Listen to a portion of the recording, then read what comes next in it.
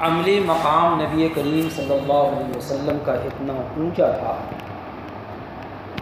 کہ امت میں سے کسی پر بھی یہ فرض نہیں ہے کہ تہجد کی نماز پڑھے۔ تہجد کی نماز پڑھنا فرض نہیں ہے امت کے اوپر، لیکن مفسرین نے صراحت کی ہے کہ نبی کریم صلی اللہ علیہ وسلم پر تہجد کی نماز واجب تھی۔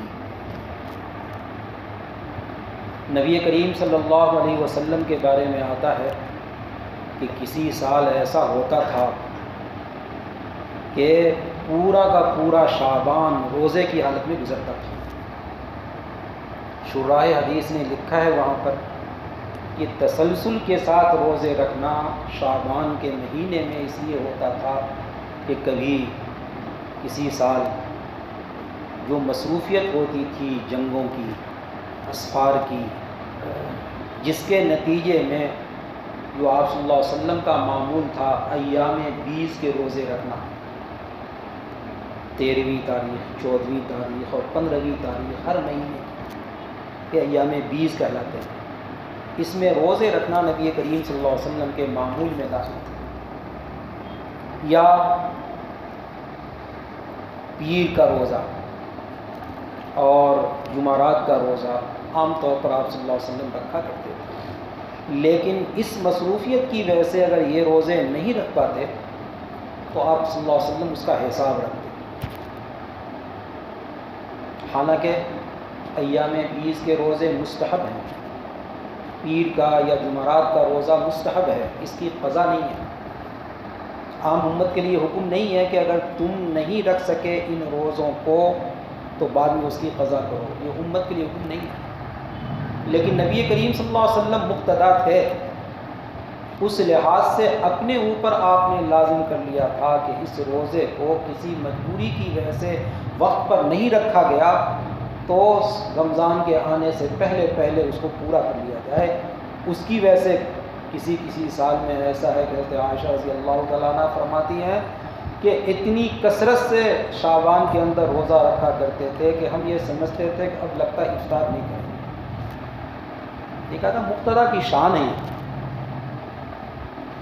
مقتدیٰ جو ہوا کرتا ہے وہ عملی لحاظ سے بھی اتنی فوقیت رکھتا ہے کہ وہ اپنے مقتدی کے لیے ان اعمال کے نتیجے میں زینت کا درجہ رکھتا ہے۔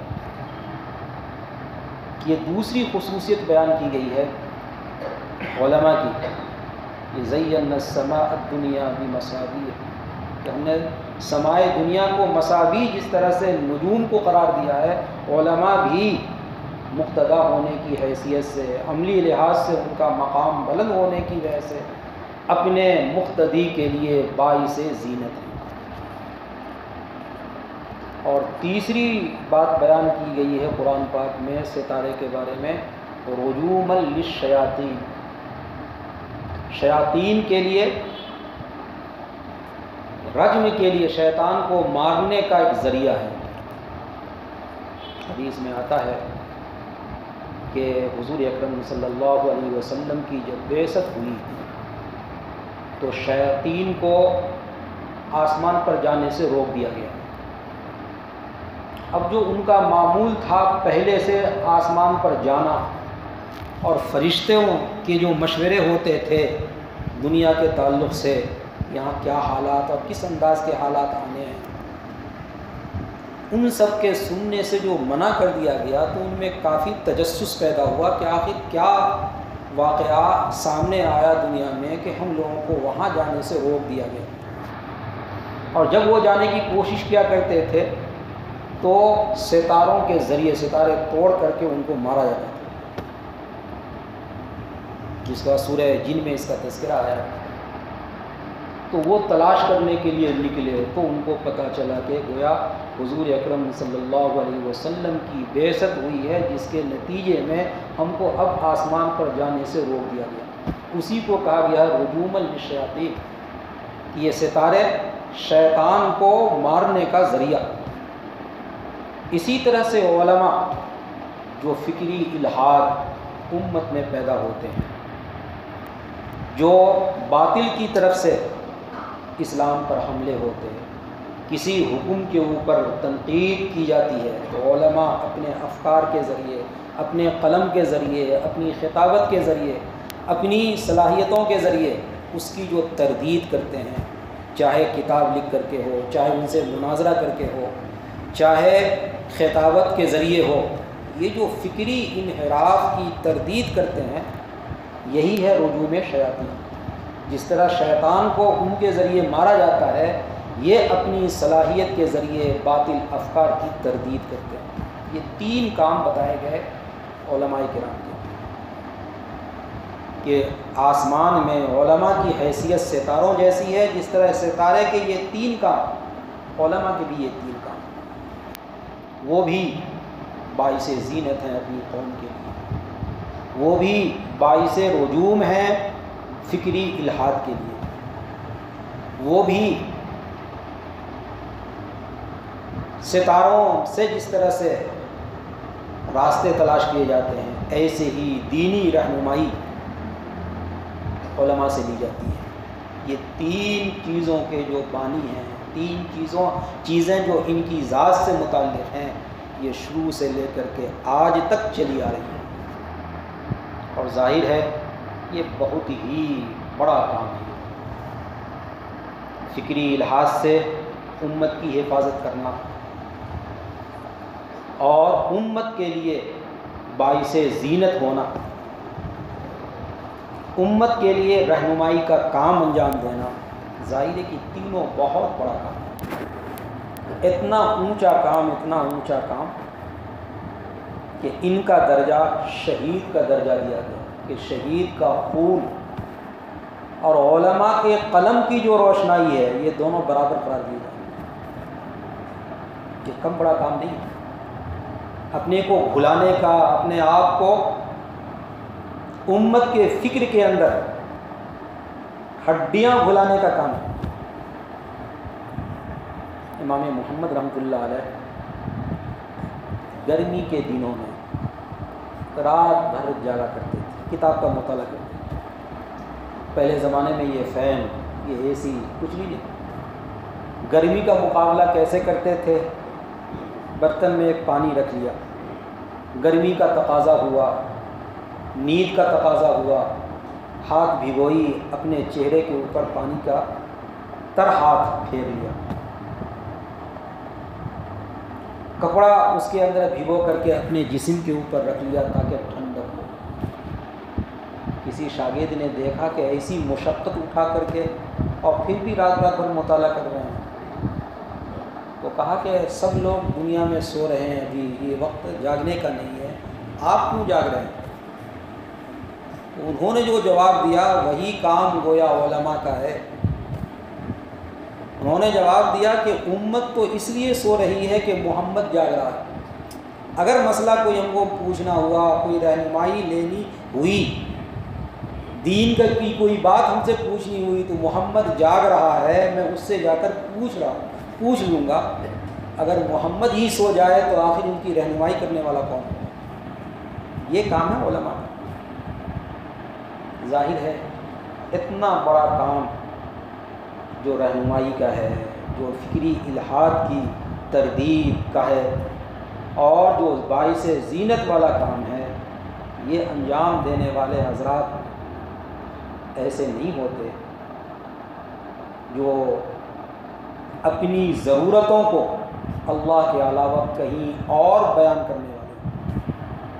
ان کا کام یہ ہوتا ہے کہ جو ہے اللہ سے لیں، لیکن اللہ نے دنیا کو دار الاسباب بنایا۔ اسباب کے دائرے میں ہاتھ اللہ کا ہی ہے، پیچھے وہ ہاتھ نظر نہیں آتا، لیکن کام دیکھنے میں لگ رہا ہے کہ زید کے ہاتھ سے ہو رہا، بکر کے ہاتھ سے ہو رہا، خالد کے ہاتھ سے ہو رہا، یہ سمجھ میں آ رہا، دیکھنے میں آ رہا فلاں کے ہاتھ سے کام ہوا، لیکن وہ کام کرنے والی ذات اللہ کی ہوتی ہے۔ علماء نے ایسے حالات میں بھی کام انجام دیے ہیں جہاں فقر و فاقہ کی وجہ سے آواز ان کی نہیں نکلتی تھی۔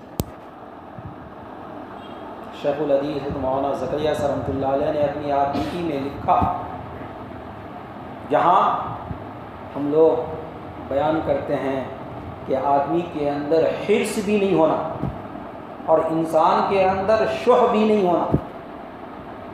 شہید بھی انسان ایک مسلمان کے شان شان نہیں, اور حریص ہونا بھی شان شان اس کے نہیں.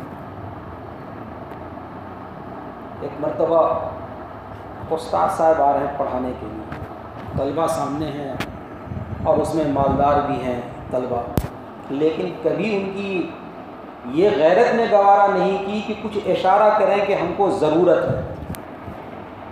3 دن کا فاقہ, 3 دن کے فاقے کے باوجود آئے ہیں پڑھانے کے لیے, لیکن ظاہر ہے انسان ہے, کتنا برداشت کرے گا.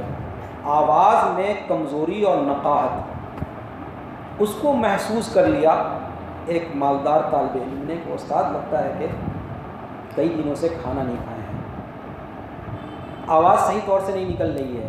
وہ محسوس کر کے اٹھا.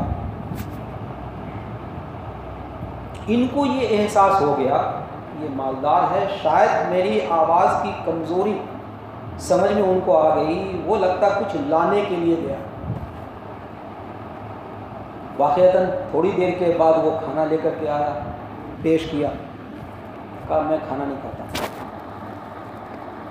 کیونکہ جس وقت تم یہاں سے گئے تھے تو ہمارے دل میں یہ خیال پیدا ہو گیا تھا تم لانے کے لیے گئے ہو. وہ ایک طرح کہ ہمارے اندر شح پیدا ہو گیا. ہم گویا یہ سمجھ لیے کہ لا کر کے دینے والا ہے, لہٰذا اس شح کے ساتھ اسے قبول کرنا مجھے گوارا نہیں. حالانکہ 3 دن کے بعد اور جب مخمصہ کی حالت میں پہنچ جائے تو قرآن نے اجازت دی ہے کہ تم مردہ بھی کھا سکتے ہو. اگر ایسی حالت پہنچ گئی ہے, مخمصہ کی حالت ہے, تو قرآن کا حکم ہے کہ تم مردار بھی کھا سکتے ہو. یہاں مردار نہیں ہے, یہاں صرف شح کا جو ایک پہلو ہے جو عام انسان کے لیے نہیں. صوفیہ کہتے ہیں کہ یہ اس پر بھی عمل نہیں ہونا. وہ کہتے ہیں کہ میں اس معاملے میں تمہارا یہ ہدیہ قبول نہیں کر سکتا. کہ کیا ہے, وہ ہے غیرت, اپنی حیثیت عرفی کی حفاظت, کہ چاہے کچھ بھی ہو جائے لیکن اپنے اصول سے نہیں ہٹنا. یہ علماء کی شان ہوا کرتی.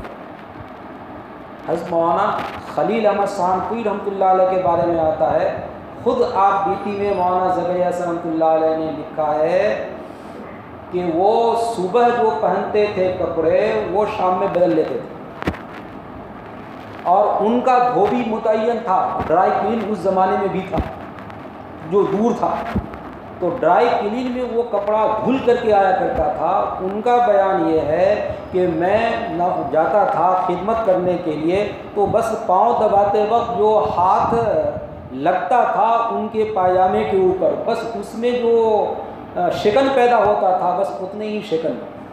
ظاہر ہے کہ وہ کہیں باہر جایا نہیں کرتے تھے, مسجد اور درسگاہ یا کمرہ. ایک دن کے اندر کیا وہ کپڑا گندا ہوگا اور کیا اس کے اندر کچھ لگے گا. لیکن کہتے تھے صبح پہنتے تھے, شام میں تبدیل ہو جایا کرتا تھا, پھر جو صبح ہو کر کے دوسرا کپڑا. کیوں؟ اس کی وجہ بھی سنی. ایسا نہیں تھا کہ عیش کے لیے ایسا کیا کرتے تھے, عام طور پر فقر و فاقہ ان کے یہاں ہوا کرتا تھا. گھر میں کھانے کے لیے کوئی چیز نہیں رہا کرتی تھی. کئی مرتبہ خود مولانا زکریا رحمۃ اللہ علیہ یہ فرماتے ہیں کہ مجھے اندازہ ہوا کہ کئی دن سے لگتا کھانا نہیں ہوا. وہ جایا کرتے تھے, ان کے گھر میں چھوٹے تھے, گھر میں جایا کرتے تھے. ایک مرتبہ کہتے ہیں کہ کسی اس کے گھر میں کام کرنے والی ایک لڑکی تھی, اس نے کسی سے یہ کہہ دیا کہ آج گھر میں فاقہ ہے. تو کہتے ہیں کہ اس کے اوپر اتنی ڈانٹ پڑی کہ وہ رونے لگی کہ تم نے ہمارے گھر کی حالت کیسے باہر بتا دی. تو مولانا زکریا رحمۃ اللہ نے لکھا ہے کہ کپڑے کی اس تبدیلی اور یہ شکن بھی ہمارے کپڑے پر نہ ہو, یہ اس بات کے لیے ہے تاکہ اخفائے حال رہے, ہمارے گھر کی حالت اور ہماری حالت دوسروں تک نہ پہنچے. یہ مقصد نہیں تھا کہ اپنے آپ کو ذرا کیا نام ہے ایسے کپڑے میں رکھنا, پھٹے پرانے کپڑے کے اندر رکھنا تاکہ لوگ غریب سمجھیں, محتاج سمجھیں. غریب محتاج بن کر کے کوئی فطرہ دے دے, غریب محتاج بن کر کے کوئی زکوٰۃ کی رقم دے دے, غریب محتاج بن کر کے جیب میں کچھ پیسہ ڈال دے. یہ نہیں تھا ہمارے اہل علم کی شان. اہل علم کی شان تھی اللہ دے رہا ہے جتنا شکر ادا کرنا. نہیں دے رہا ہے صبر کرنا اس کے اوپر. صبر و شکر کی زندگی گزرتی ہے علماء کی. اور جو حقیقی عالم ہیں ایسا نہیں ہے کہ کبھی بھی کسی کے سامنے وہ ہاتھ پھیلاتے ہیں. یہ ان کی شان ہی نہیں ہے, ان کی غیرت ہی تقاضا نہیں کرتی. قرآن پاک نے جس کو کہا ہے کہ لا یسألون الناس الحافا, چمٹ کر کے اپنے کسی اور ادا کے ذریعے اظہار کرنا غربت کا, اپنی معاشی بدحالی کا, یہ کسی عالم کی شان نہیں ہے. جو عالم جس کو کہا گیا ہے انما یخشی اللہ من عبادہ العلماء, ان کی شان کبھی بھی یہ نہیں ہے. لیکن جب ان کی یہ شان نہیں ہے اور جب ان کی غیرت کے خلاف ہے کہ ہمارے دل کے اندر قرآن ہو, ہمارے دل میں حدیث ہو, اور اس کے باوجود ہم دنیائے دنی کے لیے کسی کے سامنے ہاتھ پھیلائیں,